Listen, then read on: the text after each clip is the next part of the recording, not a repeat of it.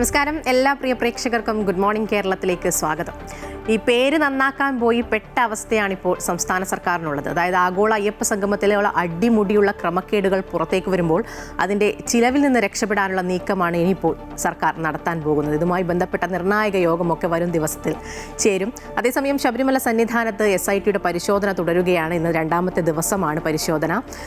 നിയമസഭാ തെരഞ്ഞെടുപ്പ് അടുത്തിരിക്കുകയാണ്, നമുക്ക് ഒക്കെ അറിയാം. അപ്പോൾ ആ സമയത്താണ് ഇപ്പോൾ CPIയെ വിമർശിച്ച് CPM തദ്ദേശ തെരഞ്ഞെടുപ്പ് അവലോകന റിപ്പോർട്ട് കൂടി പുറത്തേക്ക് വരികയാണ്. അപ്പോൾ നിയമസഭാ തെരഞ്ഞെടുപ്പൊക്കെ അടുത്തിരിക്കുന്ന സാഹചര്യത്തിൽ ഇത് ശ്രദ്ധേയമാണ്, ഈ റിപ്പോർട്ടൊക്കെ പുറത്തു വരുന്നത്. ഒപ്പം ചരിത്രത്തിലേക്ക് നോക്കിക്കഴിഞ്ഞാൽ ഇന്ന് ലോക റേഡിയോ ദിനമാണ്. ഈ ടെലിവിഷനൊക്കെ വരുന്നതിന് മുൻപ് റേഡിയോ സമ്മാനിച്ച ഒരു മധുരതരമായ ഒരു ഓർമ്മകളും ആ ഒരു കാലമൊക്കെ ഉണ്ട്. ഇതുമായി ബന്ധപ്പെട്ട റിപ്പോർട്ടുകളൊക്കെ ഉണ്ട്. നമുക്ക് ആദ്യം തലക്കെട്ടുകൾ നോക്കാം.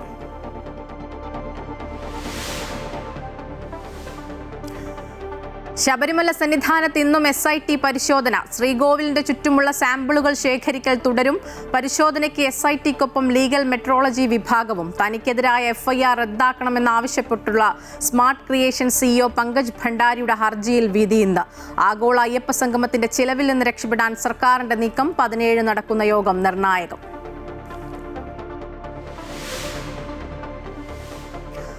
CPIയെ വിമർശിച്ച് CPMന്റെ തെരഞ്ഞെടുപ്പ് അവലോകന റിപ്പോർട്ട്. നല്ല സ്ഥാനാർത്ഥികളെ നിർത്താൻ കഴിവില്ലാത്ത പാർട്ടിയാണ് CPI എന്ന CPMന്റെ തദ്ദേശ തിരഞ്ഞെടുപ്പ് അവലോകന റിപ്പോർട്ടിൽ പരിഹാസം. PM ശ്രീ വിവാദം കലാപ തുല്യമായിരുന്നുവെന്നും വിമർശനം.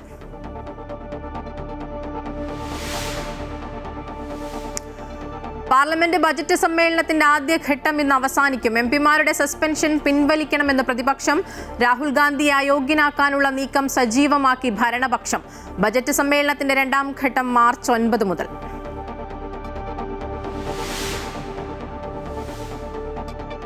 ബംഗ്ലാദേശ് നാഷണലിസ്റ്റ് പാർട്ടി ബംഗ്ലാദേശിൽ അധികാരത്തിലേക്ക്. കേവല ഭൂരിപക്ഷവും കടന്നു. താരിഖ് റഹ്മാൻ പ്രധാനമന്ത്രിയായേക്കും.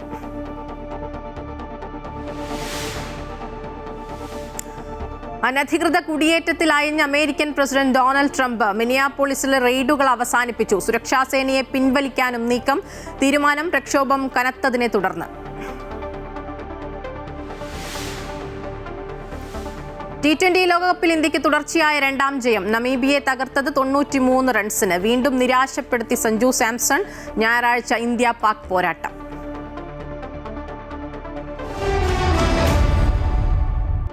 എല്ലാ ദിവസവും വാർത്തകളിൽ നിറഞ്ഞു നിൽക്കുന്നത് ശബരിമല സ്വർണ്ണക്കൊള്ളയുമായി ബന്ധപ്പെട്ട വാർത്തകൾ തന്നെയാണ്. സന്നിധാനത്ത് SITയുടെ പരിശോധന ഇന്ന് രണ്ടാം ദിനത്തിലേക്ക് കടന്നിരിക്കുകയാണ്. SP S ശശിധരന്റെ നേതൃത്വത്തിലാണ് പരിശോധനകളൊക്കെ തുടരുന്നത്. ശ്രീകോവിലിന് ചുറ്റുമുള്ള സ്വർണ്ണപ്പാളികളുടെ സാമ്പിളുകളാണ് സംഘം ശേഖരിക്കുന്നത്. ഇവ വിശദമായ പരിശോധനയ്ക്ക് വിധേയമാക്കുകയും ചെയ്യും. കൂടുതൽ വിവരങ്ങളുമായി കണ്ണൻ ദേവ് ചേരുന്നുണ്ട്. കണ്ണൻ, ഇന്നലെയും സ്വർണ്ണപ്പാളികൾ തൂണുകളിലെ സ്വർണ്ണ സാമ്പിളുകളൊക്കെ ഇന്നലെ എടുത്തിരുന്നു. അതുമായി ബന്ധപ്പെട്ട പരിശോധനകളൊക്കെയാണ് പുരോഗമിക്കുന്നത്. ഇന്ന് രണ്ടാം ദിനത്തിലേക്ക് പരിശോധന കടക്കുന്നു. എങ്ങനെയൊക്കെയാണ് വിവരങ്ങൾ?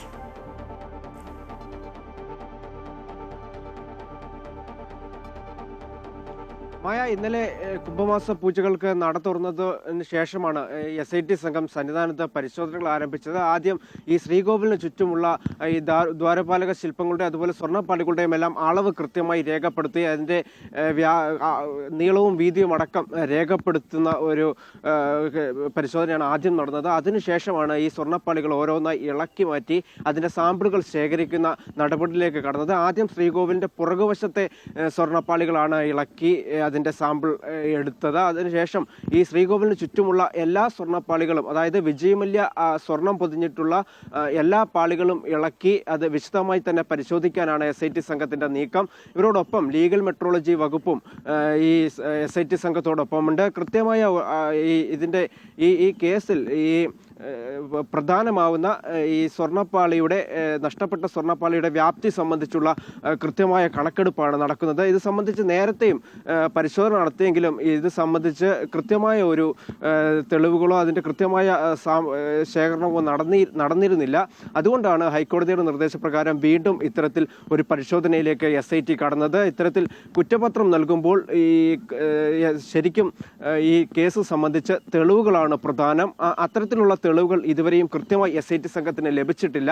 അതുകൊണ്ട് തന്നെയാണ് ഈ കേസിന്റെ വ്യാപ്തി മനസ്സിലാക്കുന്നതിനായി, ഈ കേസിൽ എത്രത്തോളം സ്വർണം നഷ്ടപ്പെട്ടു എന്നത് സംബന്ധിച്ച് കൃത്യമായ കണക്കെടുക്കുന്നതിനായി ശാസ്ത്രീയ തെളിവുകളടക്കം പ്രത്യേക ഉപകരണങ്ങളുടെയൊക്കെ സഹായത്തോടെ കൃത്യമായ വിവരങ്ങൾ ശേഖരിക്കുന്നതിനാണ് SIT സംഘം സന്നിധാനത്ത് എത്തിയിട്ടുള്ളത്.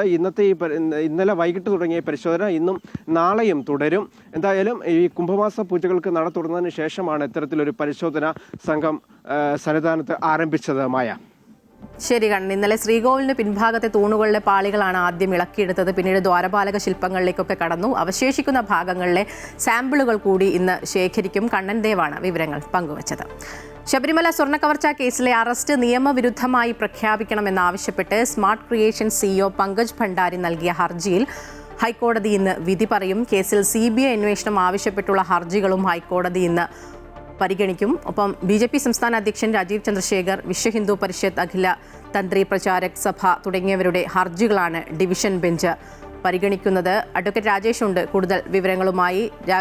രാജേഷ്, ഈ പങ്കജ് ഭണ്ഡാരിയുടെ അറസ്റ്റ് നിയമവിരുദ്ധമാണ് എന്ന് കാണിച്ചാണ് പങ്കജ് ഭണ്ഡാരി ഹർജി നൽകിയിരിക്കുന്നത്. ഇതിലാണ് ഇന്നിപ്പോൾ കോടതി വിധി പറയുന്നത്. ഒപ്പം രാജീവ് ചന്ദ്രശേഖർ CBI അന്വേഷണം ആവശ്യപ്പെട്ട് രാജീവ് ചന്ദ്രശേഖർ ഉൾപ്പെടെയുള്ളവർ നൽകിയ ഹർജികളും പരിഗണിക്കും. ഹൈക്കോടതിയുടെ നേരിട്ടുള്ള മേൽനോട്ടത്തിലൊക്കെ അന്വേഷണം പുരോഗമിക്കുന്ന ഒരു സാഹചര്യത്തിൽ ഈ CBI അന്വേഷണം ഉൾപ്പെടെയുള്ള ഹർജികൾ എത്രത്തോളം സാധ്യതയാണുള്ളത്? ഒപ്പം പങ്കജ് ഭണ്ഡാരിയുടെ വിധിയിൽ ഇന്ന് എങ്ങനെയാണ് ഹൈക്കോടതിയിൽ നിന്നുണ്ടാവുക? നിലവിൽ FIR റദ്ദാക്കണമെന്ന് ആവശ്യപ്പെട്ടാണ് പങ്കജ് ഭണ്ഡാരി ഹൈക്കോടതിയെ സമീപിച്ചിട്ടുള്ളത്. ഈ കേസിൽ തനിക്ക് പങ്കില്ല, തന്റെ അറസ്റ്റ് നിയമവിരുദ്ധമാണ്, നടപടിക്രമങ്ങൾ പാലിക്കാതെയുള്ള അറസ്റ്റാണ്, ഇതെല്ലാം ചൂണ്ടിക്കാട്ടിയാണ് ഇത് നൽകിയിട്ടുള്ളത്. എങ്കിൽ തന്നെയും ഇപ്പോൾ അന്വേഷണം അതിന്റെ ഒരു പ്രാരംഭഘട്ടം പോലും പൂർണ്ണമായും പിന്നിട്ടുവെന്ന് പറയാൻ സാധിക്കാത്ത ഒരു സാഹചര്യത്തിൽ ഈ FIR റദ്ദാക്കണം എന്നുള്ള ആവശ്യം സാധാരണഗതിയിൽ ഹൈക്കോടതി അനുവദിക്കാറില്ല. മറ്റൊരു കാര്യം, ഇതിൽ അദ്ദേഹത്തിന്റെ ജാമ്യാപേക്ഷ പോലും ഹൈക്കോടതി തള്ളപ്പോൾ ഈ കാര്യങ്ങളെല്ലാം പറഞ്ഞുകൊണ്ട് തന്നെയാണ് ജാമ്യാപേക്ഷ തള്ളിയത്. അന്വേഷണം പുരോഗമിച്ചുകൊണ്ടിരിക്കുകയാണ്. ശാസ്ത്രീയമായ പരിശോധന ഇപ്പോഴും പൂർണ്ണമായും നടന്നിട്ടില്ല, അല്ലെങ്കിൽ അതിന്റെ റിസൾട്ട് കിട്ടിയിട്ടില്ല. ആ സാഹചര്യത്തിലാണ് ഇപ്പൊ അറസ്റ്റിന്റെ കാര്യമൊക്കെ ചൂണ്ടിക്കാട്ടിയുള്ള ഇത് റദ്ദാക്കണമെന്ന് ആവശ്യപ്പെട്ടുള്ള ഹർജി. മറ്റൊന്ന് CBI അന്വേഷണം ആവശ്യപ്പെട്ടുള്ള ഹർജിയാണ്. നിലവിൽ പ്രത്യേക അന്വേഷണ സംഘത്തിന്റെ അന്വേഷണം മുന്നോട്ട് പോകുന്നതിന് പൂർണ്ണമായും ഹൈക്കോടതിയുടെ നിർദ്ദേശപ്രകാരം, ദേവസ്വം ബെഞ്ചിന്റെ നിർദ്ദേശപ്രകാരം നടക്കുന്നതിനാൽ CBI അന്വേഷണം എന്നുള്ള ആവശ്യം അത് ഇപ്പോൾ ഇന്ന് തന്നെ വാദം കേട്ട് തീരുമാനമെടുക്കാനൊന്നും സാധ്യതയില്ല. അതിൽ പ്രത്യേക അന്വേഷണ സംഘം സമാഹരിക്കുന്ന പരമാവധി തെളിവുകൾ പരിശോധിച്ച ശേഷം മറ്റ് തുടരന്വേഷണത്തിന് വേണ്ടി ഒരുപക്ഷെ CBIയെ ഏൽപ്പിച്ചേക്കാം. എങ്കിലും ഇതിൽ ഇപ്പോൾ തുടരന്വേഷണം നടത്തുന്നത് അല്ലെങ്കിൽ പ്രത്യേക അന്വേഷണ സംഘം നടത്തുന്ന അന്വേഷണം മതിയാവില്ല. മറ്റു സംസ്ഥാനങ്ങളിലേക്കും ഒരുപക്ഷെ വിദേശത്തേക്ക് വരെ അന്വേഷണം വ്യാപിപ്പിക്കേണ്ടി വരും. അതുകൊണ്ട് SITക്ക് പരിമിതിയുണ്ടെന്ന് ചൂണ്ടിക്കാണിച്ചാണ് രാജീവ് ചന്ദ്രശേഖർ ഉൾപ്പെടെയുള്ളവർ ഹർജി നൽകിയിട്ടുള്ളത്. എങ്കിൽ തന്നെയും ഇപ്പോൾ കഴിഞ്ഞ തവണ ഹർജി പരിഗണിച്ചപ്പോൾ പോലും പ്രത്യേക അന്വേഷണ സംഘത്തിന്റെ അന്വേഷണത്തെ പിന്തുണച്ചുകൊണ്ട്, അല്ലെങ്കിൽ അത് ശരിയായ രീതിയിൽ തന്നെയാണ് നടക്കുന്നത്, സങ്കീർണമായ കേസാണെന്നൊക്കെ ഹൈക്കോടതി പറഞ്ഞിട്ടുള്ളതിനാൽ ഇന്ന് ഈ ഹർജിയിൽ തീരുമാനം എടുക്കാനുള്ള സാധ്യത കുറവാണ്. ശരി, അഡ്വക്കേറ്റ് രാജേഷാണ് വിവരങ്ങൾ നൽകിയത്. അയ്യപ്പ സംഘവുമായി ബന്ധപ്പെട്ട് ഓഡിറ്റ് റിപ്പോർട്ടിൽ സർക്കാർ പ്രതിക്കൂട്ടിൽ നിൽക്കവേ ഈ മാസം 17 ചേരുന്ന ദേവസ്വം ബോർഡ് യോഗം നിർണായകമാണ്. സ്പോൺസർമാരിൽ നിന്ന് പരമാവധി തുക പിരിച്ചെടുക്കാനും കോൺട്രാക്ട് നൽകിയ കമ്പനികൾ ആവശ്യപ്പെടുന്ന തുകകൾ കുറയ്ക്കാനും നിർദ്ദേശമുണ്ടാകും. അൺഫിലിറ്റ് ഉണ്ട് കൂടുതൽ വിവരങ്ങളുമായി. അൺഫിലിറ്റ്, ഈ ആഗോള അയ്യപ്പ സംഗമം പേര് നന്നാക്കാൻ വേണ്ടി സർക്കാർ നടത്തിയ ഒരു പരിപാടിയാണ്. പക്ഷേ അതിൽ അടിമുടി ദുരൂഹതകളും ഒപ്പം ക്രമക്കേടുകളും ഒക്കെയാണ് പുറത്തു വരുന്നത്. ഈ സ്പോൺസർമാരിൽ നിന്നൊക്കെയുള്ള പൈസ കുറക്കാനും മറ്റുമൊക്കെയായി ഇനി എന്തൊക്കെ നടപടികളാണ് ഇപ്പോൾ സർക്കാർ ആലോചിക്കുന്നത്? ഒരു തെരഞ്ഞെടുപ്പൊക്കെ അടുത്ത് വരികയാണല്ലോ.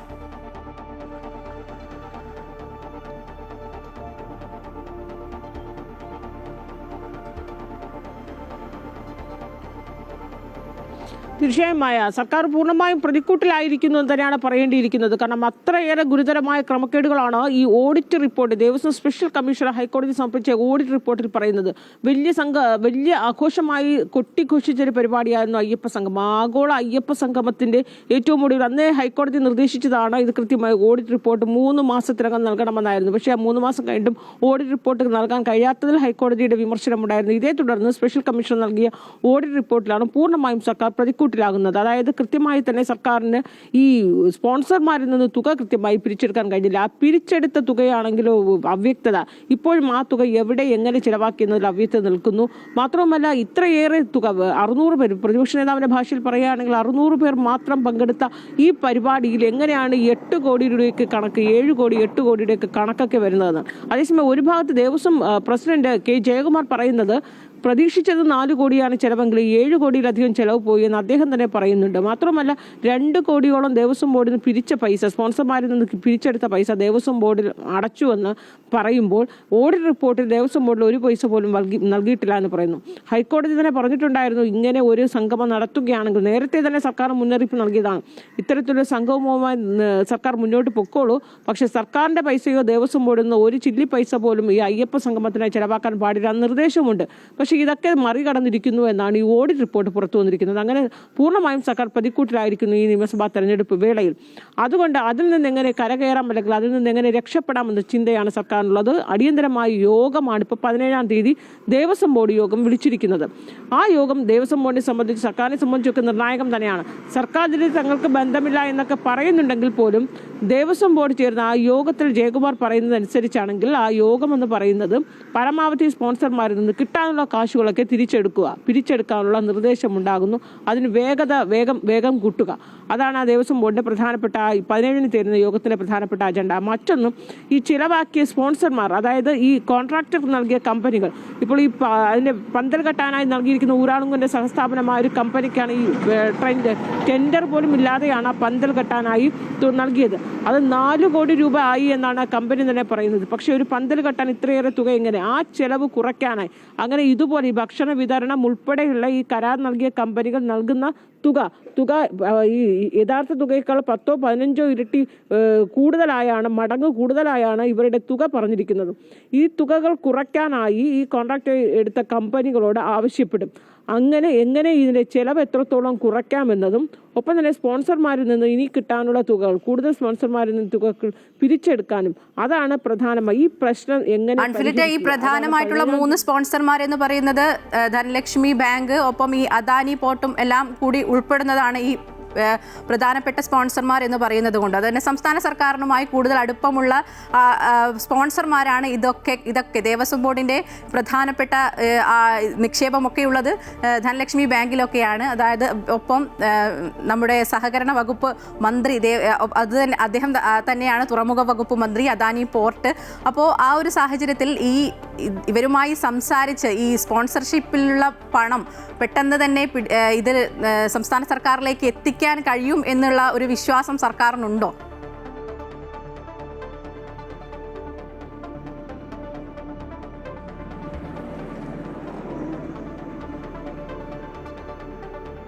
അതായത് ഈ ദേവസ്വം ബോർഡ് പ്രസിഡന്റ് പറയുന്നത് അദ്ദേഹം തികഞ്ഞ ആത്മവിശ്വാസത്തിലൊക്കെയാണ് ഈ പ്രശ്നം സോർട്ട് ഔട്ട് ചെയ്യും, പ്രശ്നം പരിഹരിക്കാൻ പറ്റുമെന്ന് തന്നെയാണ് അദ്ദേഹം ആവർത്തിച്ച് പറഞ്ഞുകൊണ്ടേയിരിക്കുന്നത്. കാരണം അദ്ദേഹത്തിന്റെ ഭാഷയിൽ പറയുകയാണെങ്കിൽ ഈ 2 കോടി ദേവസ്വം ബോർഡിൽ നിന്ന് എടുത്ത പൈസ അതിൽ തിരിച്ചടച്ചു എന്ന് അദ്ദേഹം പറയുമ്പോഴും അതിൽ വ്യക്തതയില്ല. നമുക്ക് മനസ്സിലാക്കേണ്ടത് ഈ അയ്യപ്പ സംഗമം നടക്കുമ്പോൾ നിലവിലെ ഈ ബോർഡ് പ്രസിഡന്റ് ഇതുമായി യാതൊരു ബന്ധവുമില്ല. PS പ്രശാന്ത് പ്രസിഡന്റ് ആയിരുന്ന സമയത്താണ് അയ്യപ്പ സംഘവുമായി മുന്നോട്ട് പോയത്, നടത്തിയതും ഒക്കെ തന്നെയും.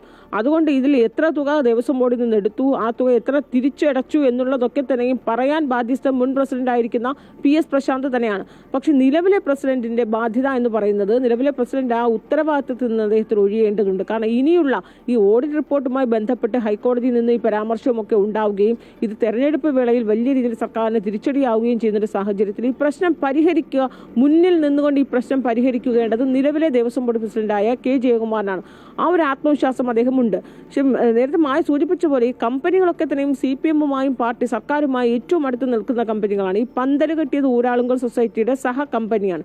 ഊരാളുങ്കൽ സൊസൈറ്റി എന്ന് പറയുന്നത് CPM-ആയിട്ട് എടുത്തിരിക്കുന്ന കോൺട്രാക്ട് കമ്പനിയാണ്. ആ കമ്പനിയുടെ സഹ കമ്പനിക്കാണ് ഈ പന്തൽ കെട്ടിയത്. അതുപോലെ ടെൻഡർ നൽകാതെയാണ് ഇതിന് നിശ്ചയിച്ചുള്ള തുകയേക്കാൾ 10-15% കൂടിയ തുകയ്ക്കൊക്കെയാണ് പന്തൽ കെട്ടിക്കുന്നത്. 4 കോടി രൂപ എന്നൊക്കെയാണ് കണക്കിൽ പറയുന്നത്. അപ്പോൾ ഈ കമ്പനിയുമായി ബന്ധപ്പെട്ട് ഈ കോൺട്രാക്ട് കമ്പനി മാധ്യമങ്ങളുമായി സംസാരിക്കുന്നു.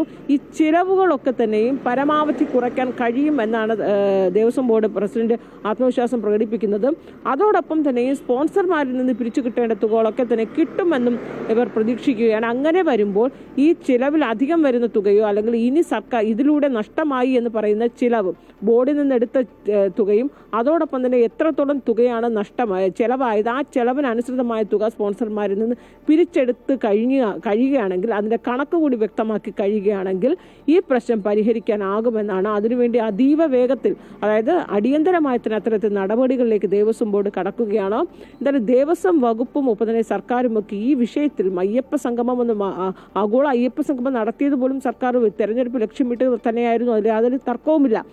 ആ വേളയിൽ അതേ അയ്യപ്പ സംഗമം തന്നെ സർക്കാരിന് വലിയ രീതിയിൽ തിരിച്ചടിയായി മാറുന്നു എന്ന് തന്നെയാണ് ഇത് മനസ്സിലാക്കേണ്ടത്. പക്ഷേ അതിനെ എങ്ങനെ തരണം ചെയ്യാം, അല്ലെങ്കിൽ അതിനെ എങ്ങനെ മറികടന്ന് മുന്നോട്ട് പോകാനുള്ള നീക്കങ്ങൾ അതിവേഗത്തിൽ തന്നെയാണ് ദേവസ്വം ബോർഡും സർക്കാരും ഒക്കെ നടത്തുന്നതുമായ. തീർച്ചയായും ആഗോള അയ്യപ്പ സംഗമത്തിൽ സർക്കാർ പ്രതിക്കൂട്ടിൽ നിൽക്കുമ്പോൾ അതിൽ നിന്ന് ആ പ്രശ്നത്തിൽ നിന്ന് എങ്ങനെ കരകയറാം എന്നുള്ളൊരു ആലോചനയാണ് ഇപ്പോൾ സർക്കാർ നടത്തുന്നത്. എന്തായാലും ഈ മാസം 17 ഇതുമായി ബന്ധപ്പെട്ട ദേവസ്വം ബോർഡ് യോഗമൊക്കെ ചേരുന്നുണ്ട്. അൺഫിലിറ്റാണ് വിശദമായ വിവരങ്ങൾ പങ്കുവച്ചത്. പാർലമെന്റ് ബജറ്റ് സമ്മേളനത്തിന്റെ ആദ്യഘട്ടം ഇന്ന് അവസാനിക്കും. എംപിമാരുടെ സസ്പെൻഷൻ പിൻവലിക്കണമെന്നാവശ്യപ്പെട്ട് പ്രതിപക്ഷം ഇന്നും പ്രതിഷേധമുയർത്തും. ബജറ്റിന്മേലുള്ള ചർച്ചയിൽ ധനമന്ത്രി നിർമ്മലാ സീതാരാമൻ ഇരുസഭകളിലും മറുപടി പ്രസംഗം പൂർത്തിയാക്കിയിരുന്നു. അതേസമയം ലോക്സഭാ പ്രതിപക്ഷ നേതാവ് രാഹുൽ ഗാന്ധിയെ അയോഗ്യനാക്കാനുള്ള നീക്കം അടുത്ത ഘട്ടത്തിൽ സജീവമാക്കാനാണ് ഭരണപക്ഷത്തിന്റെ നീക്കം. മാർച്ച് 9 മുതൽ ഏപ്രിൽ 2 വരെയാണ് ബജറ്റ് സമ്മേളനത്തിന്റെ രണ്ടാം ഘട്ടം. ബംഗ്ലാദേശിൽ അതീവ നിർണായകമായ പാർലമെന്റ് തെരഞ്ഞെടുപ്പിൽ ബംഗ്ലാദേശ് നാഷണലിസ്റ്റ് പാർട്ടി അധികാരത്തിലേക്ക്.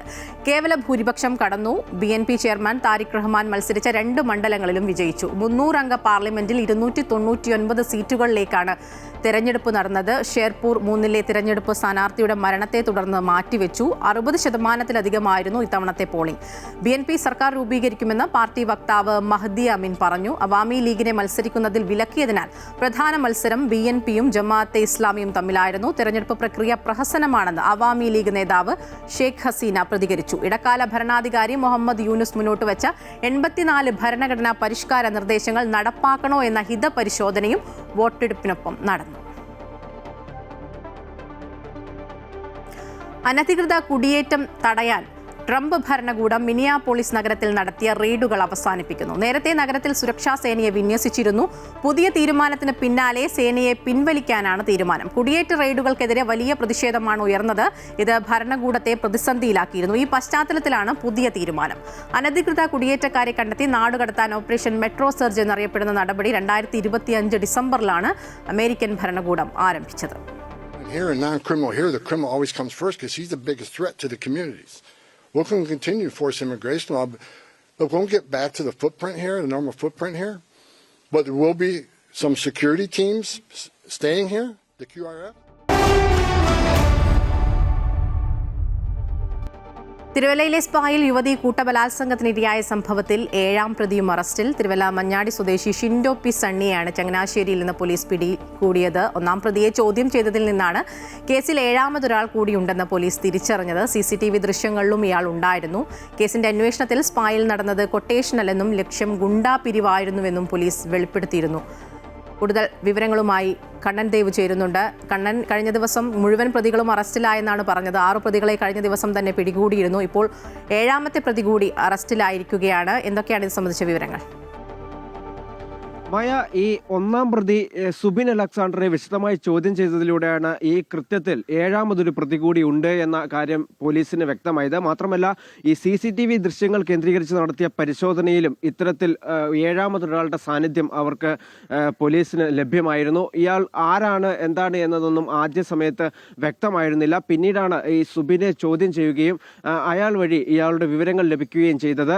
ഈ സണ്ണി ഇദ്ദേഹത്തെ ചങ്ങനാശ്ശേരിയിൽ നിന്നുമാണ് പിടികൂടിയത്.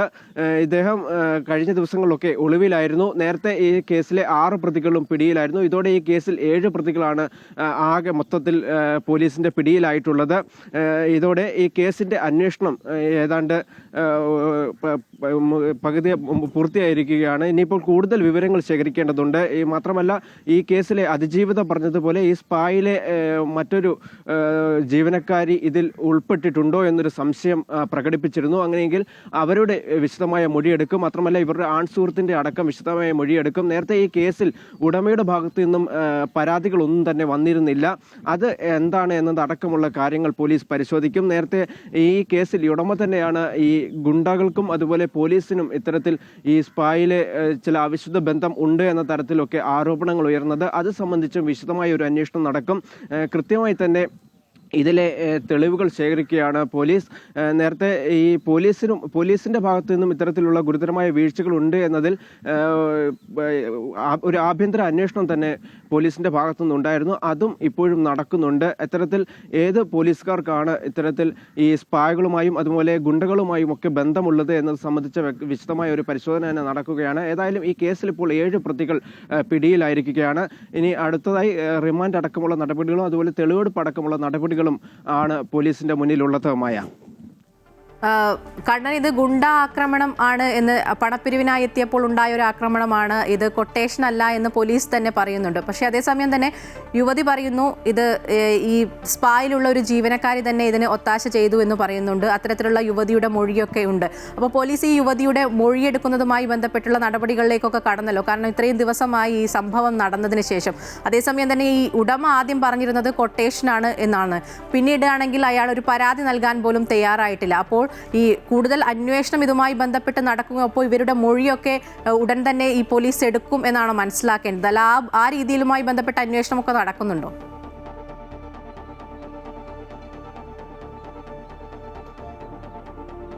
അതേമായ ആദ്യഘട്ടത്തിൽ ഇത്തരത്തിലൊരു ബലാത്സംഗം നടന്നതായോ ഇത്തരത്തിലൊരു ആക്രമണം നടന്നതായോ പരാതി നൽകാൻ ഈ അതിജീവതയോ ഈ ഉടമയോ തയ്യാറായിരുന്നില്ല.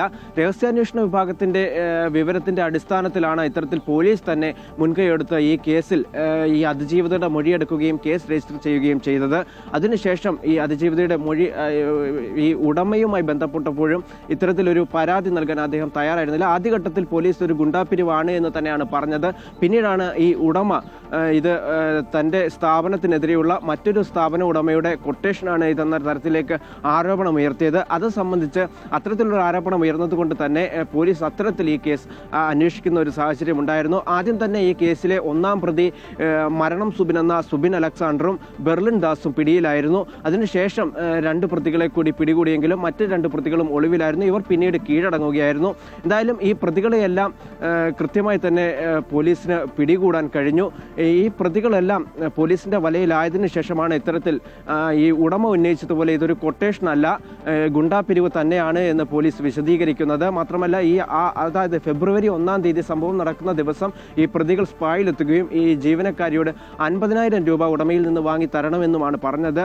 3 ലക്ഷം രൂപയാണ് ആദ്യം ചോദിച്ചത്. ആ സമയത്ത് അത് കൊടുക്കാൻ തയ്യാറായില്ല. ഈ 50,000 രൂപയും കൊടുക്കാൻ തയ്യാറാകാതെ വന്നതോടെയാണ് ഈ ജീവനക്കാരിയെ ബലാത്സംഗം ചെയ്യുന്ന നടപടിയിലേക്ക് ഈ പ്രതികൾ കടക്കുന്നത്. 1-ാം പ്രതി സുബിനാണ് പ്രധാനമായും ഈ കുറ്റകൃത്യത്തിൽ 1-ാം പ്രതി.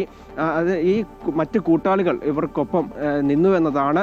മാത്രമല്ല ഈ സ്പായിലെ ഒരു ജീവനക്കാരിയും ആ സമയത്ത് ഇവിടെ ഉണ്ടായിരുന്നു. ഇവർക്ക് ഈ ഗുണ്ടകളുമായി ഏതെങ്കിലും തരത്തിൽ ബന്ധമുണ്ടോ എന്നതൊക്കെ അടക്കമുള്ള കാര്യങ്ങൾ ഈ അതിജീവിത തന്നെയാണ് ആരോപണമായി ഉന്നയിച്ചത്. അത്തരത്തിലുള്ള ഒരു അന്വേഷണം നടക്കുന്നുണ്ട്. ഈ അതിജീവിതയോടൊപ്പം ജോലി ചെയ്തിരുന്ന ഈ സഹപ്രവർത്തകർക്ക് ഈ ഗുണ്ടകളിൽ ആരെങ്കിലുമായും ബന്ധമുണ്ടോ എന്നടക്കമുള്ള കാര്യങ്ങൾ പരിശോധിക്കുന്നുണ്ട്. മായ, ശരി. എന്തായാലും തിരുവല്ല സ്പായിലെ യുവതി കൂട്ടബലാത്സംഗത്തിനിരയായ സംഭവത്തിൽ 7-ാം പ്രതി കൂടി അറസ്റ്റിലായിരിക്കുകയാണ്. കണ്ണൻ ദേവാണ് വിവരങ്ങൾ നൽകിയത്. CPIയെ വിമർശിച്ച് CPMന്റെ തെരഞ്ഞെടുപ്പ് അവലോകന റിപ്പോർട്ട്. കൊള്ളാവുന്ന സ്ഥാനാർത്ഥികളെ പോലും നിർത്താൻ കഴിവില്ലാത്ത പാർട്ടിയാണ് CPI എന്ന് CPMന്റെ തദ്ദേശ തെരഞ്ഞെടുപ്പ് അവലോകന റിപ്പോർട്ടിൽ പരിഹാസം. PM ശ്രീയിലുണ്ടാക്കിയ വിവാദം കലാപതുല്യമായിരുന്നുവെന്നും CPMന്റെ വിമർശനമുണ്ട്. കൂടുതൽ വിവരങ്ങളുമായി അൺഫിലിറ്റ് ചേരുന്നുണ്ട്. അൺഫിലിറ്റ്, നിയമസഭാ തെരഞ്ഞെടുപ്പ് പടിവാതിക്കലെത്തി നിൽക്കെയാണ് ഇപ്പോൾ തദ്ദേശ തെരഞ്ഞെടുപ്പിന്റെ ഭാഗമായിട്ടുള്ള അവലോകന റിപ്പോർട്ട് പുറത്തുവരുന്നത്. അതിൽ CPIയെ രൂക്ഷമായി വിമർശിച്ച് പരിഹസിച്ചാണ് ആ റിപ്പോർട്ടുള്ളത്. എന്തൊക്കെയാണ് ഇതിൽ പ്രധാനമായി പറയുന്നത്?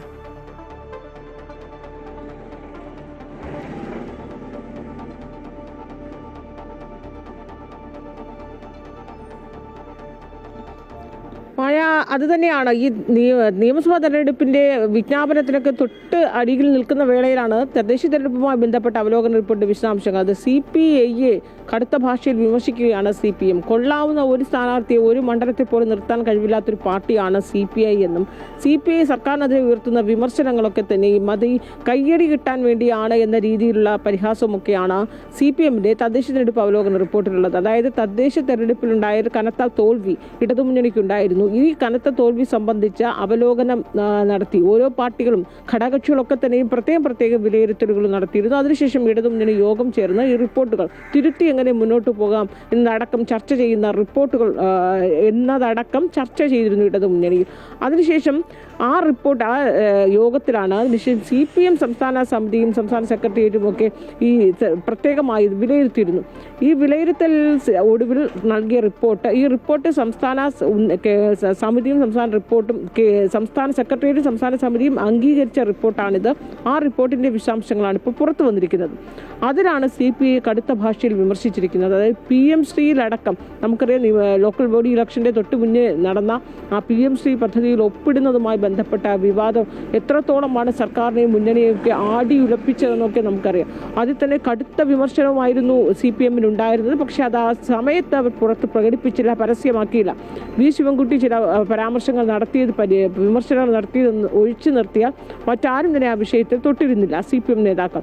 പക്ഷെ അതിനെ പോലും കടുത്ത ഭാഷയിൽ വിമർശിച്ചുകൊണ്ടാണ് PM ശ്രീയിൽ ഒരു കലാപമായിരുന്നു ഉണ്ടാക്കാൻ ശ്രമിച്ചത്. ആ CPM ഉണ്ടാക്കിയ കലാപത്തിന്റെ ഗുണഭോക്താക്കളായി മാറിയത് UDF ആയിരുന്നു. UDFന് ഗുണഭോക്താക്കളായി മാറുകയും അങ്ങനെ തദ്ദേശ തെരഞ്ഞെടുപ്പിൽ അത് വലിയ രീതിയിൽ UDFന് ഗുണം ചെയ്തു എന്നുള്ള വിമർശനവും കൂടിയും ഈ തദ്ദേശ തെരഞ്ഞെടുപ്പിന്റെ അവലോകന റിപ്പോർട്ടിലുണ്ട്. അപ്പോൾ എല്ലാ അർത്ഥത്തിലും CPIയെ പഴിചാരുന്നു, CPIയെ പ്രതിക്കൂട്ടിലാക്കുന്ന, CPIയെ പരിഹസിക്കുക കൂടി ചെയ്യുകയാണ്. ഒരൊറ്റ മണ്ഡലത്തിൽ പോലും അവർക്ക് കൊള്ളാവുന്ന സ്ഥാനാർത്ഥികളെ നിർത്താൻ കഴിവില്ലാത്തൊരു പാർട്ടി. പലയിടത്തും CPM സ്ഥാനാർത്ഥികളെ തന്നെ CPI ആണെന്ന് പറഞ്ഞ് നിർത്തേണ്ടി വരുന്നു. അങ്ങനെ ഒരു ഗതികേടിലാണ് CPI എന്ന രീതിയിലുള്ള കടുത്ത വിമർശനവും പരിഹാസവും ഒക്കെ ഈ സമയത്ത് CPIക്ക് നൽകിക്കൊണ്ടാണ് തദ്ദേശ തെരഞ്ഞെടുപ്പിന്റെ അവലോകന റിപ്പോർട്ട് CPMന്റെ സംസ്ഥാന നേതൃത്വം അംഗീകരിച്ച റിപ്പോർട്ട് കൂടിയാണിത്.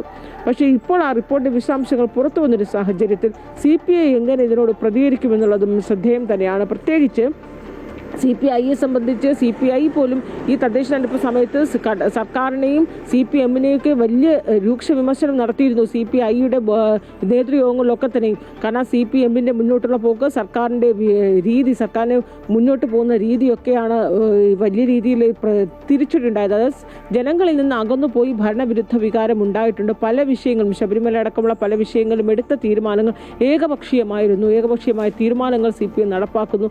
അങ്ങനെ സർക്കാരിൻ്റെ നിലപാടുകളും പാർട്ടിയുടെ നിലപാടുകളുമാണ് തിരിച്ചടിയായി എന്ന് CPI കടുത്ത ഭാഷയിൽ വിമർശിക്കുന്ന വേളയിലാണ് CPIയെ പരിഹസിച്ചുകൊണ്ടുള്ള CPMന്റെ തെരഞ്ഞെടുപ്പ് അവലോകന റിപ്പോർട്ടിന് സംസ്ഥാന നേതൃത്വം അംഗീകാരം കൂടി നൽകിയിരിക്കുന്നത്. ഇനിയിപ്പോൾ CPI ഈ ഒരു റിപ്പോർട്ട് നിയമസഭാ തെരഞ്ഞെടുപ്പ് വരാനിരിക്കുന്നു, സ്ഥാനാർത്ഥി നിർണയം, സീറ്റ് വിഭജനം ഉൾപ്പെടെയുള്ള കാര്യങ്ങളൊക്കെ വരാനിരിക്കുകയാണ്. അപ്പോൾ അതിനെയൊക്കെ ഇത് ഏത് രീതിയിലായിരിക്കും ബാധിക്കുക?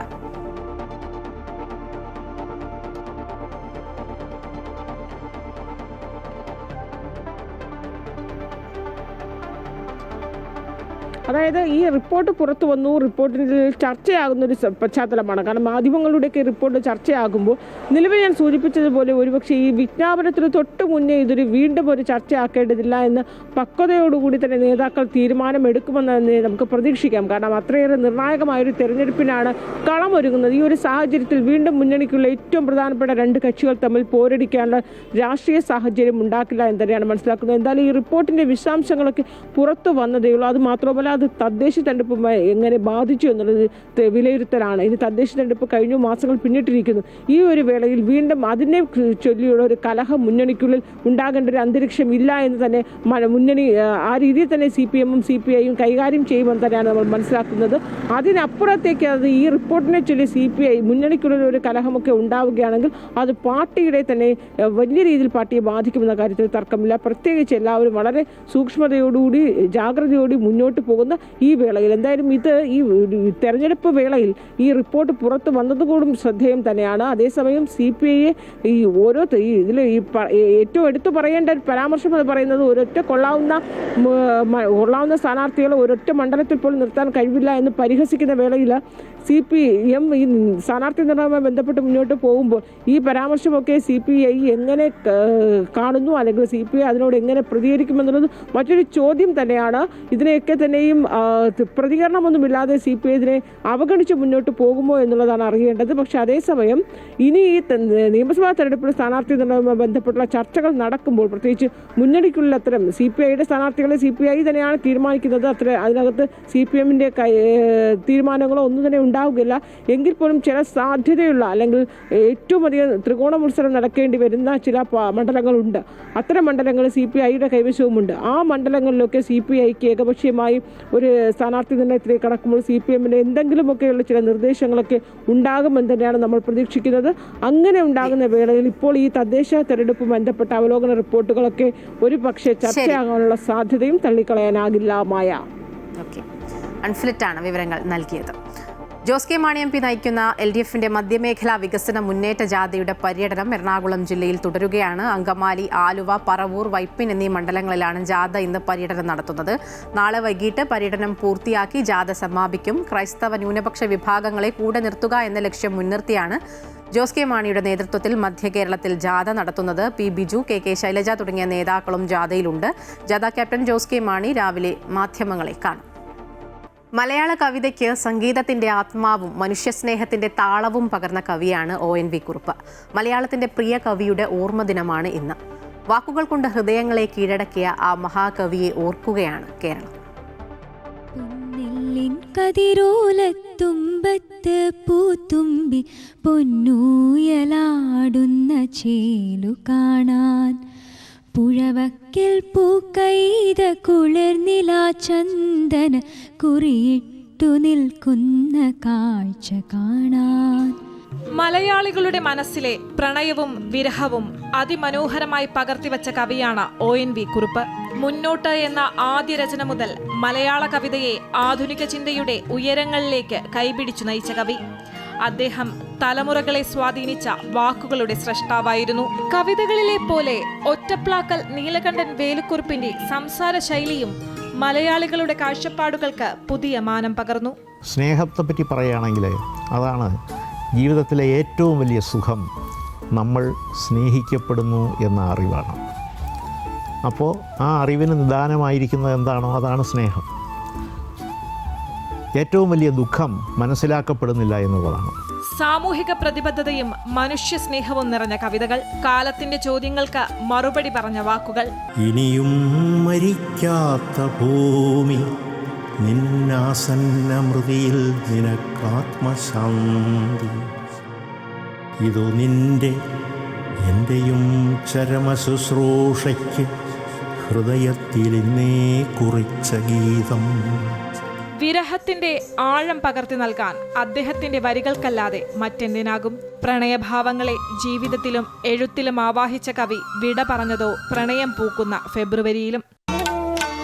അരികിൽ നീയുണ്ടായിരുന്നെങ്കിലെന്നു ഞാൻ ഒരു മാത്ര വെറുതെ നനച്ചുപോയി. ജ്ഞാനപീഠം, പത്മശ്രീ, പത്മവിഭൂഷൺ ഉൾപ്പെടെ ഒട്ടേറെ ബഹുമതികൾ അദ്ദേഹത്തെ തേടിയെത്തിയെങ്കിലും ജനഹൃദയങ്ങളിലുണ്ടാക്കിയ സ്ഥാനമാണ് അദ്ദേഹം നേടിയ ഏറ്റവും വലിയ ആദരവ്. കാലം എത്ര കടന്നുപോയാലും അദ്ദേഹത്തിന്റെ വരികൾ മലയാളികളുടെ അധരങ്ങളിൽ ജീവിക്കും.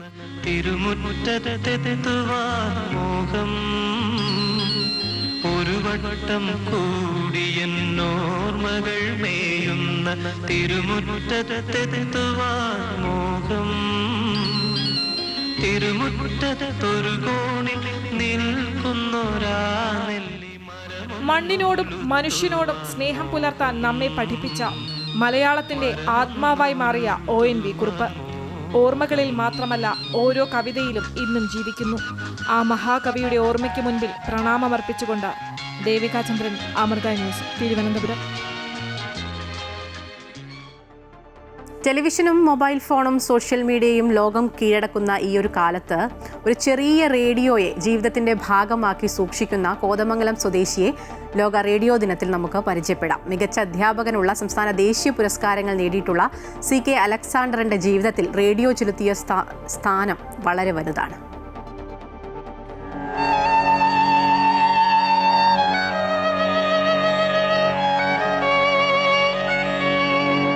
കോതമംഗലത്തെ റിട്ടയർ അധ്യാപകനായ CK അലക്സാണ്ടറിൻ്റെ ജീവിതത്തിൻ്റെ ഭാഗമാണ് റേഡിയോ.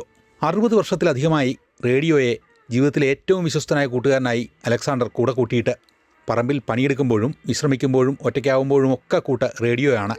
വാർത്തകളും പാട്ടുകളും മാത്രമല്ല, ഇന്നും ലോകത്തിൻ്റെ ഓരോ ചലനങ്ങളും അലക്സാണ്ടറെ തേടിയെത്തുന്നത് റേഡിയോ വഴിയാണ്. റേഡിയോയുടെ സുവർണ്ണകാലം കണ്ട തലമുറയിൽപ്പെട്ട ആളാണ് അലക്സാണ്ടർ. അന്ന് വീട്ടിൽ ഒരു റേഡിയോ ഉണ്ടെങ്കിൽ അത് മുഴുവൻ കുടുംബത്തിൻ്റെയും അഭിമാനമായിരുന്നു. പരിമിതികളുള്ളവർക്ക് പോലും ഏറ്റവും ലളിതമായി വിവരങ്ങൾ അറിയാനും വിനോദം ആസ്വദിക്കാനും വഴിയൊരുക്കുന്ന റേഡിയോയ്ക്ക് അലക്സാണ്ടറുടെ ഹൃദയത്തിൽ പ്രത്യേക സ്ഥാനമാണുള്ളത്. ചെറുപ്പം മുതൽ റേഡിയോ കേൾക്കുന്ന അലക്സാണ്ടറുടെ വ്യക്തിജീവിതത്തിൽ റേഡിയോ ഒരുപാട് മാറ്റങ്ങൾ ഉണ്ടാക്കി. ജീവിതശൈലി രൂപപ്പെടുത്തുന്നതിൽ റേഡിയോ നിർണായക പങ്ക് വഹിച്ചിട്ടുണ്ടെന്ന് ഇദ്ദേഹം സാക്ഷ്യപ്പെടുത്തുന്നു. പ്രധാനമായും നല്ല നല്ല പ്രയോജനമുള്ള കാര്യങ്ങളാണ് റേഡിയോയിൽ നിന്ന് അന്ന് ഇന്നും കേൾക്കുന്നത്. റേഡിയോ കേട്ടുകൊണ്ട് നമുക്ക് ഏത് ജോലിയും ചെയ്യാം. അതാണ് ഒരു പ്രത്യേകതയുള്ളത്. നമ്മുടെ ജോലിക്ക് ഭംഗം വരുന്നില്ല. അടുക്കള ജോലി ചെയ്യുന്ന വനിതകൾക്ക് റേഡിയോ അത്യാവശ്യമാണ്. കാരണം അവർ പാചകം ചെയ്യുമ്പോൾ ആ റേഡിയോ അവിടെ ഓൺ ചെയ്തിരുന്നാൽ പല കാര്യങ്ങളും മനസ്സിലാക്കുകയും സമയം മനസ്സിലാക്കുകയും അതനുസരിച്ച് അവർക്ക് കാര്യങ്ങൾ ഭംഗിയായിട്ട് നടത്തുകയും ചെയ്യാം. സമയം അറിയാൻ പറ്റും. അതോടൊപ്പം അതിൽ നിന്ന് കിട്ടുന്ന നല്ല ആരോഗ്യപരമായിട്ടുള്ള അറിവും കിട്ടും. റേഡിയോ പരിപാടികൾ കേട്ടുകൊണ്ടാണ് അലക്സാണ്ടറുടെ ഓരോ ദിനവും തുടങ്ങുന്നത്, അവസാനിക്കുന്നതും അങ്ങനെ തന്നെ. 1980 മികച്ച റേഡിയോ ശ്രോതാവിനുള്ള സമ്മാനമായി കേന്ദ്രമന്ത്രി വസന്ത് ബി സാഠെ അലക്സാണ്ടർക്ക് റേഡിയോ നൽകി. അങ്ങനെ നിരവധി തവണ പുരസ്കാരങ്ങൾ അലക്സാണ്ടറെ തേടിയെത്തി. വയലും വീടും, കൃഷിപാഠം, ആകാശവാണിയിലൂടെ ജീവധാര, അമൂല്യമീ നേത്രങ്ങൾ, മത്സ്യകേരളം, നമ്മുടെ ആഹാരം, എയ്ഡ്സ് ബോധവൽക്കരണം തുടങ്ങി നിരവധി പരമ്പരകളിൽ ഇദ്ദേഹം വിജയിയായി. സമ്മാനമായി ലഭിച്ച 20-ൽ പരം റേഡിയോകൾ ബന്ധുക്കൾക്കും സുഹൃത്തുക്കൾക്കും നൽകി അവരെയും റേഡിയോയുടെ ലോകത്തേക്ക് ആനയിച്ചു. 1994-ലും 95-ലും മികച്ച അധ്യാപകനുള്ള സംസ്ഥാന ദേശീയ പുരസ്കാരങ്ങൾ നേടിത്തന്നതിൽ റേഡിയോയും ഒരു പ്രധാന പങ്കുവഹിച്ചെന്ന് ഇദ്ദേഹം പറയുന്നു. World book of records, Asia book of records, London book of world record തുടങ്ങിയവ നേടിയിട്ടുള്ള അലക്സാണ്ടർക്ക് 2019 കേരളത്തിലെ ഏറ്റവും മികച്ച റേഡിയോ ശ്രോതാവിനുള്ള ശ്രവണശ്രീ അവാർഡും ലഭിച്ചു. ചിത്രകലയിലും ബുൾബുൾ വായനയിലും മികവ് തെളിയിച്ചിട്ടുള്ള ഇദ്ദേഹം 1998 കോതമംഗലം മാർ ബേസിൽ ഹയർ സെക്കൻഡറി സ്കൂളിൽ നിന്നാണ് വിരമിച്ചത്. അമൃത ന്യൂസ്, കൊച്ചി. അന്താരാഷ്ട്ര അക്കാദമിക് സഹകരണവും ഗവേഷണ മികവും ശക്തിപ്പെടുത്തുന്നതിനായി സംഘടിപ്പിച്ച സ്പാർക്ക് ഇന്റർനാഷണൽ സിംബോസിയം അമൃത സർവകലാശാലയുടെ അമൃതപുരി ക്യാമ്പസിൽ സമാപിച്ചു. Amrita School of Biotechnology, IIT Kharagpur, IIT Kanpur, Melbourne സർവകലാശാല എന്നിവയുടെ സഹകരണത്തോടെയാണ് സിംബോസിയം സംഘടിപ്പിച്ചത്. കേന്ദ്ര വിദ്യാഭ്യാസ മന്ത്രാലയത്തിന്റെ Scheme for Promotion of Academic and Research Collaboration പദ്ധതിയുടെ ഭാഗമായാണ് അന്താരാഷ്ട്ര സിംബോസിയം നടന്നത്. പ്രമുഖ സർവകലാശാലകളുമായുള്ള കൂട്ടായ്മയിലൂടെ ഗവേഷണ നിലവാരം ഉയർത്തുകയും ആഗോള നിലവാരത്തിലുള്ള അക്കാദമിക് പങ്കാളിത്തം സൃഷ്ടിക്കുകയുമാണ് പദ്ധതിയുടെ ലക്ഷ്യം. സമാപന ചടങ്ങിൽ IIT കാൺപൂർ കെമിസ്ട്രി വിഭാഗം professor doctor Sandeep Varma, Melbourne സർവകലാശാല മൈക്രോബയോളജി ആൻഡ് ഇമ്മ്യൂണോളജി വിഭാഗം പ്രൊഫസർ ഡോക്ടർ റിച്ചാർഡ് സ്ട്രക്നൽ, അമൃത സർവകലാശാല ലൈഫ് സയൻസസ് വിഭാഗം dean doctor Bipin G Nair എന്നിവർ സംസാരിച്ചു. അമൃത സർവകലാശാലയുടെ മൂല്യാധിഷ്ഠിത വിദ്യാഭ്യാസവും സാമൂഹിക പ്രതിബദ്ധതയും, IIT കാൺപൂരിന്റെ അക്കാദമിക് മികവും സാങ്കേതിക നവീകരണങ്ങളും, മെൽബൺ സർവകലാശാലയുടെ ആഗോള ഗവേഷണ മികവും കാഴ്ചപ്പാടും ഒന്നിച്ചു ചേർന്ന ശക്തമായ കൂട്ടായ്മയാണ് സ്പാർക്ക് പദ്ധതിയിലൂടെ രൂപപ്പെട്ടതെന്ന് ഡോക്ടർ ബിപിൻ ജി നായർ അഭിപ്രായപ്പെട്ടു. പരസ്പര പൂരകമായ ഈ സവിശേഷതകൾ പങ്കാളികളായ എല്ലാവർക്കും പ്രയോജനകരമായ ഒരു ഗവേഷണ അന്തരീക്ഷം സൃഷ്ടിക്കുന്നുവെന്നും അദ്ദേഹം കൂട്ടിച്ചേർത്തു. 3 ദിവസങ്ങളിലായി 6 സെഷനുകളിലായി നടന്ന സിംബോസിയത്തിൽ മെൽബൺ സർവകലാശാല, വിവിധ IITകൾ, ഡൽഹി സർവകലാശാല എന്നിവിടങ്ങളിൽ നിന്നുള്ള 30-ലധികം വിദഗ്ധർ പങ്കെടുത്തു. സിംബോസിയത്തിന്റെ ഭാഗമായി പോസ്റ്റർ പ്രദർശനങ്ങളും പ്രഭാഷണ പരമ്പരകളും അമൃതപുരി ക്യാമ്പസിൽ നടന്നു. അമൃത ന്യൂസ്, കൊല്ലം. ആലപ്പുഴ മാതാജെട്ടിയിൽ നിർമ്മിച്ചിട്ടുള്ള നടപ്പാലം ശോച്യാവസ്ഥയിൽ. പടികൾ പലതും പൊളിഞ്ഞു വലിയ കുഴികളായി മാറിയതോടെ ഇതിലൂടെയുള്ള യാത്ര ദുരിതമായിരിക്കുകയാണ്. പാലത്തിലൂടെ നടക്കുമ്പോൾ നോട്ടം തെറ്റിയാൽ താഴെ കിടക്കുമെന്ന സ്ഥിതിയാണിപ്പോൾ. പുന്നമട ഭാഗത്തു നിന്ന് KSRTC പരിസരത്തേക്ക് എളുപ്പത്തിലെത്താൻ ഉപയോഗിക്കുന്ന നടപ്പാലമാണിത്. മാതാജെട്ടിയിൽ താൽക്കാലിക ബോട്ട് ജെട്ടി നിർമ്മിച്ചതോടെ നടപ്പാലം ഉപയോഗിക്കുന്നവരുടെ എണ്ണം പിന്നെയും കൂടി. പലതിന്റെയും പകുതി ഭാഗം മാത്രമേ ബാക്കിയുള്ളൂ. പൊളിഞ്ഞിടത്ത് വലിയ കുഴികളായി, തറയോടുകൾ ഇളകി. പടിയിറങ്ങുന്നവർക്കാണ് കൂടുതൽ അപകട സാധ്യത. ഇറങ്ങുമ്പോൾ പടികൾ പൊളിഞ്ഞതു പെട്ടെന്ന് ശ്രദ്ധയിൽപ്പെടില്ല. മുകളിലത്തെ പടിയിൽ നിന്ന് കുഴിയിലേക്കാണ് പലരും കാലെടുത്തു വയ്ക്കുന്നത്.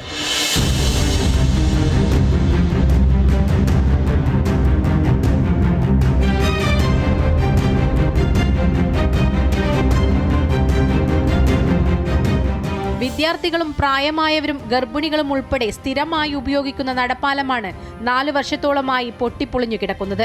എന്നിട്ടും അറ്റകുറ്റപ്പണി നടത്താൻ ബന്ധപ്പെട്ടവർ ഇതുവരെ തയ്യാറായിട്ടില്ല. ഇതാണ് ഈ സ്റ്റെപ്പുകൾ എല്ലാം പ്രായമുള്ളവർക്ക് കയറാനും ഇറങ്ങാനും വേണ്ടി ഉണ്ടാക്കിയ സ്റ്റെപ്പുകളാണ്. അതുപോലും ഇല്ലാതെയായിപ്പോയി. യഥാർത്ഥത്തിൽ ഒരു തുള്ളി സിമൻറ്റ് പോലും ഇല്ലാത്തൊരു പണിയാണ് ഇപ്പോൾ ഇവിടെ നടക്കുന്നത്. അതാണ് അതിൻ്റെ ഏറ്റവും വലിയ പ്രത്യേകത. അനാശാസ്യ പ്രവർത്തനങ്ങൾ ഒത്തിരി നടക്കുന്നൊരു മേഖലയാണിത്. ടൂറിസവുമായിട്ട് ബന്ധപ്പെട്ട് ഒത്തിരി വിദേശികളായിട്ടും സ്വദേശികളുമായിട്ടുള്ള ഒത്തിരി ആൾക്കാർ വരുന്നൊരു ഏരിയയാണ് ഇത്. ഒന്നാമത്തെ പ്രശ്നം ഇതിനകത്ത് ഇവിടെ വെട്ടമില്ല. ഈ റോഡിന് ഈ പാലത്തിന് വെട്ടമില്ല എന്നുള്ളത് വളരെ ശോചനീയമാണ്. കാരണം ഒത്തിരി പേർക്ക് പ്രയോജനപ്പെടേണ്ട, നാട്ടുകാർക്കുൾപ്പെടെ ഒത്തിരി പേർക്ക് പ്രയോജനപ്പെട്ട ഒരു ഏരിയയാണിത്. പക്ഷേ ഒരിക്കലും ഇവിടെ വെട്ടം കാണത്തില്ല. ഞാൻ 2 കൗൺസിലർമാരോട്, അപ്പുറത്ത് സതീദേവിയാണ്, ഇപ്പുറത്ത് ഷേർലി ആൻ്റണിയാണ്, ഇവരോടൊക്കെ സംസാരിച്ചിട്ടുണ്ട്. എത്രയും വേഗത്തിലുള്ള പരിഹാരം കണ്ടെത്തണമെന്ന് പറഞ്ഞിട്ടുണ്ട്. പൊട്ടിപ്പൊളിഞ്ഞ പാലം മാലിന്യം തള്ളുന്ന ഇടമായി മാറിക്കഴിഞ്ഞു. നിങ്ങൾ ക്യാമറ നിരീക്ഷണത്തിലാണെന്ന മുന്നറിയിപ്പ് പോലീസ് സ്ഥാപിച്ചിരിക്കുന്നതിന് താഴെയും മാലിന്യം കൂടിക്കിടക്കുകയാണ്. നടപ്പാലത്തിൽ സ്ഥാപിച്ചിട്ടുള്ള തെരുവു വിളക്കുകളൊന്നും തെളിയുന്നില്ല. ഇതോടെ ഇരുട്ടുമൂടിയ പാലത്തിലൂടെ നടന്നാണ് സഞ്ചാരികൾ ഉൾപ്പെടെ കനാലിനക്കരെ എത്തുന്നത്. പാലത്തിന്റെ പടികളിൽ അപകടം പതിയിരിക്കുന്നതിനാൽ രാത്രി ഇതിലൂടെയുള്ള യാത്ര ദുസ്സഹമായിരിക്കുകയാണ്. നടപ്പാലത്തിൽ ഇരുട്ടു നിറഞ്ഞതോടെ പരിസരത്ത് സാമൂഹ്യ വിരുദ്ധരുടെ ശല്യം രൂക്ഷമാണെന്നും പരാതിയുണ്ട്. അമൃത ന്യൂസ്, ആലപ്പുഴ. സൂര്യകാന്തി പൂക്കൾ കണ്ണിന് കുളിരു പകരുന്ന കാഴ്ചയാണ്. ഈ മനോഹാരിത ആസ്വദിക്കാൻ തമിഴ്നാട്ടിലേക്ക് പോകേണ്ടി വരും. എന്നാൽ ഇടുക്കിയിൽ മലയോരത്തിന്റെ മണ്ണിൽ സൂര്യകാന്തി പാടം ഒരുക്കിയിരിക്കുകയാണ് കർഷകനും ടൂറിസം സംരംഭകനുമായ ജിജോ. ബൈസൺ വാലി പഞ്ചായത്തിലെ 40 ഏക്കറിലാണ് ഏലക്കാടുകൾക്കിടയിലൂടെ മലയിറങ്ങി ചെല്ലുമ്പോഴുള്ള മനോഹരമായ സൂര്യകാന്തി പാടം.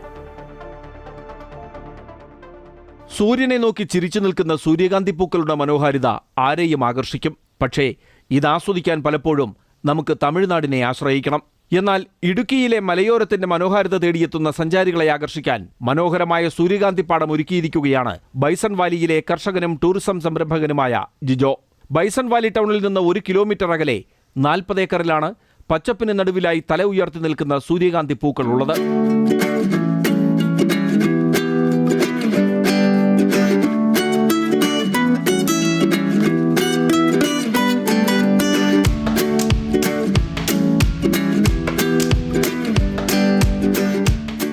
സ്വദേശികളും വിദേശീയരുമായ നിരവധി സഞ്ചാരികൾ ഇപ്പോൾ ഇവിടേക്ക് എത്തുന്നുണ്ട്. കഴിഞ്ഞ ഏതാനും വർഷങ്ങളായി ജിജോ സൂര്യകാന്തി പാടം സഞ്ചാരികൾക്കായി ഒരുക്കുന്നു. 2 വിഭാഗമായാണ് കൃഷി. ഒരു ഭാഗത്തെ പൂക്കാലം അവസാനിക്കുമ്പോൾ മറുഭാഗത്ത് പൂക്കാലം ആരംഭിക്കും. സൂര്യകാന്തി ഇവിടെയൊന്നും ഇല്ലല്ലോ. ആൾക്കാർക്ക് തമിഴ്നാട് പോകണം കാണണമെങ്കിൽ. പിന്നെ ചെറിയൊരു ചിൽഡ്രൻസ് പാർക്കും കൂടെ തുടങ്ങിയിട്ടുണ്ട്.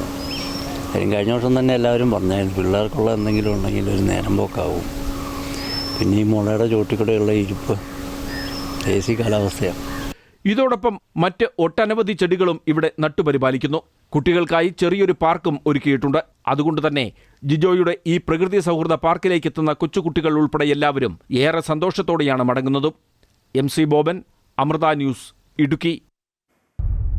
തൃശൂർ വടക്കുംനാഥ ക്ഷേത്രം കഴിഞ്ഞ ദിവസം മനോഹരമായൊരു നൃത്ത പരിപാടിക്ക് സാക്ഷ്യം വഹിച്ചു. ശിവരാത്രി ആഘോഷങ്ങളുടെ ഭാഗമായി ശ്രുതി ശോഭിയും ശിഷ്യകളും ചേർന്ന് അവതരിപ്പിച്ച ശംഭവിയാണ് പ്രമേയത്തിന്റെ പ്രത്യേകത കൊണ്ടും ആവിഷ്കാരത്തിലെ തനിമ കൊണ്ടും ശ്രദ്ധേയമായത്. പാലക്കാട് തിരുവാലത്തൂരിലെ രണ്ടുമൂർത്തി ഭഗവതി ക്ഷേത്രത്തിലെ പ്രതിഷ്ഠയുടെ കഥയായിരുന്നു നൃത്തത്തിന്റെ പ്രമേയം. ആദിപരാശക്തിയായ ജഗദംബിക അത്യുഗ്ര ദേവതയായ മഹിഷാസുരമർദിനിയായും ശാന്തസ്വരൂപിണിയായ അന്നപൂർണേശ്വരിയായും കുടികൊള്ളുന്നതിന്റെ കഥയാണ് നൃത്തരൂപത്തിൽ അവതരിപ്പിച്ചത്. 25 വർഷത്തെ അനുഭവ സമ്പത്തുള്ള ചെന്നൈയിലെ മുതിർന്ന മോഹിനിയാട്ടം കലാകാരിയാണ് ശ്രുതി ശോഭി. കലാമണ്ഡലം കവിതാ കൃഷ്ണകുമാറിന്റെ ശിഷ്യയും സൃഷ്ടി സ്കൂൾ ഓഫ് ഡാൻസിന്റെയും സ്ഥാപകയും ഡയറക്ടറുമാണ്. കലാമണ്ഡലം ഗണേശനാണ് രചന നിർവഹിച്ചത്. സംഗീതം സുധേവ് വാര്യർ.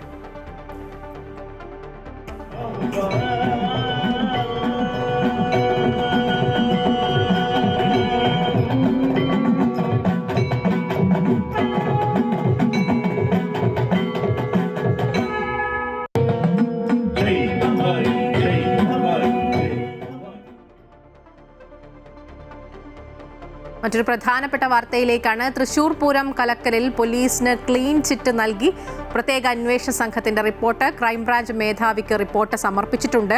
പോലീസിന്റെ ഭാഗത്ത് വീഴ്ച ഉണ്ടായിട്ടില്ല എന്നും ദേവസ്വത്തിന്റെ ഭാഗത്താണ് വീഴ്ച എന്നും റിപ്പോർട്ടിൽ ചൂണ്ടിക്കാണിക്കുന്നു. അൺഫിലിറ്റ് ഉണ്ട് കൂടുതൽ വിവരങ്ങളുമായി. അൺഫിലിറ്റ്, പോലീസിന് ക്ലീൻ ചിറ്റ് നൽകിയിരിക്കുകയാണ് പ്രത്യേക അന്വേഷണ സംഘം. വിവരങ്ങൾ.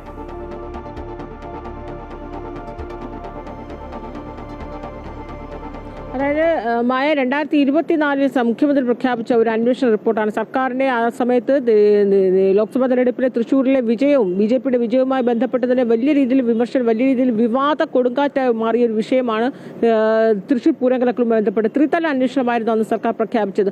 ആ ത്രിതല അന്വേഷണത്തിലെ മൂന്നാമത്തെ അന്വേഷണ റിപ്പോർട്ടാണ് ഇപ്പോൾ ക്രൈംബ്രാഞ്ച്, അതായത് പോലീസിന് ഏതെങ്കിലും രീതിയിൽ വീഴ്ച ഉണ്ടായിട്ടുണ്ടോ, ഗൂഢാലോചന രീതിയിൽ നടന്നിട്ടുണ്ടോ എന്നത് അന്വേഷിച്ച് റിപ്പോർട്ട് നൽകാനായി ത്രിതല അന്വേഷണത്തിലെ ഒരു റിപ്പോർട്ടാണ് ഇപ്പോൾ പോലീസ് ക്രൈംബ്രാഞ്ച് അന്വേഷിച്ചത്. ക്രൈംബ്രാഞ്ച് മേധാവിക്ക് റിപ്പോർട്ട് നൽകിയിരിക്കുന്നത് DIG ജിജി തോംസൺ അന്വേഷിച്ച റിപ്പോർട്ടാണ് ഇപ്പോൾ നൽകിയിരിക്കുന്നത്. അതിൽ അദ്ദേഹം പോലീസിന്റെ ഭാഗത്തുനിന്ന് യാതൊരു വീഴ്ചയും ഉണ്ടായിട്ടില്ല. പോലീസ് കൃത്യമായി തന്നെ അവരുടെ അന്വേഷണം കൃത്യമായി തന്നെ കൃത്യനിർവഹണം നടത്തുകയും കൃത്യമായി ചുമതല നിർവഹിക്കുകയും ചെയ്തിരുന്നു.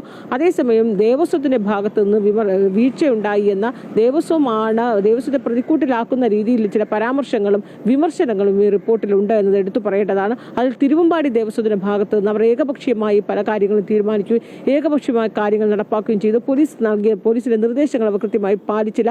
പകൽ സമയത്ത് കൃത്യമായി തന്നെ പോലീസിന്റെ അവിടെ ഡ്യൂട്ടിയിൽ ഉണ്ടാവുകയും പകൽ സമയത്തായാലും രാത്രിയായാലും കൃത്യമായി തന്നെ പോലീസ്, അതായത് ഈ സമയം ഉണ്ടാകുമ്പോൾ അന്നത്തെ അവിടെ തൃശ്ശൂരിലെ കമ്മീഷണറായിരുന്ന അങ്കിത് അശോകിന്റെ വിമർശനവും അദ്ദേഹത്തെ പ്രതിക്കൂട്ടിലാവുകയും ചെയ്തിരുന്നു. ഇതാണ് കൃത്യമായി അന്വേഷിക്കാനായി സർക്കാർ നിർദ്ദേശിച്ചത്.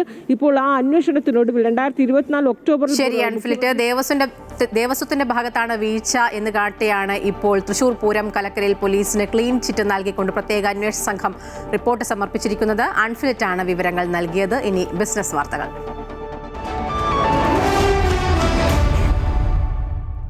വിപണി വിലയിരുത്തലുമായി ധനകാര്യ ഓഹരി വിദഗ്ധൻ K. ദിലീപ് ചേരുന്നുണ്ട്. Dileep, good morning. ഇന്ന് വിപണിയിൽ നിന്ന് എന്തൊക്കെ പ്രതീക്ഷിക്കണം?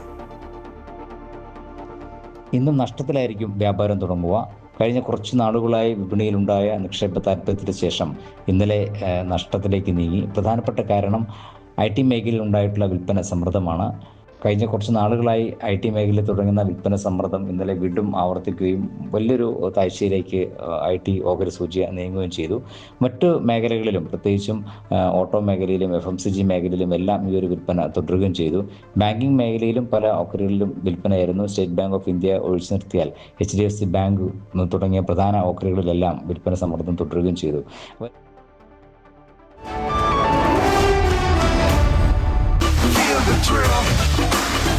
Can you feel that? Greens on backs with the crest held high. One more ball and we touch the sky.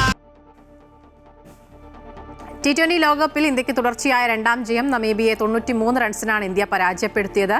Toss നഷ്ടപ്പെട്ട് ബാറ്റിംഗിനെത്തിയ ഇന്ത്യ 9 വിക്കറ്റ് നഷ്ടത്തിൽ 209 റൺസാണ് നേടിയത്. ഇഷാൻ കിഷൻ, ഹാർദിക് പാണ്ഡ്യ എന്നിവരുടെ ഇന്നിംഗ്സുകളാണ് ഇന്ത്യയെ കൂറ്റൻ സ്കോറിലേക്ക് നയിച്ചത്. സഞ്ജു സാംസൺ മികച്ച തുടക്കം ലഭിച്ചെങ്കിലും ഇത്തവണയും വലിയ സ്കോറാക്കി മാറ്റാൻ സഞ്ജുവിന് സാധിച്ചില്ല. മറുപടി ബാറ്റിംഗിൽ നമീബിയ 18.2 ഓവറിൽ നിന്ന് 116 എല്ലാവരും പുറത്തായി. ഇതോടുകൂടി ഗുഡ് മോർണിംഗ് കേരളം പൂർണ്ണമാവുകയാണ്. കൂടുതൽ വാർത്തകൾക്കായി അമൃത ന്യൂസ് യൂട്യൂബ് ചാനൽ സന്ദർശിക്കുക.